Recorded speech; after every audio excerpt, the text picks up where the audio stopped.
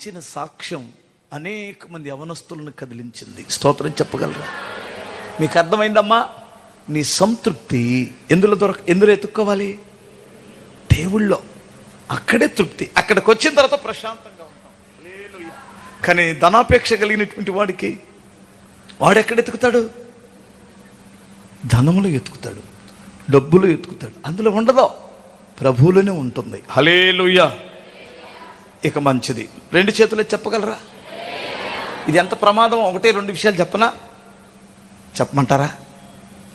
ఆస్తి అంతా తీసుకొని, ఆస్తి అంతా కూడగట్టుకొని అబ్రహాముని విడిచిపెట్టేసి సొదొమ గొమొర్రా పట్టణాలకు వెళ్ళారు ఒక ఫ్యామిలీ.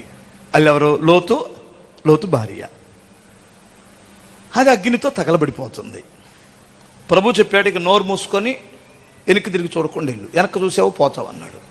అదే కదా చెప్పాడు.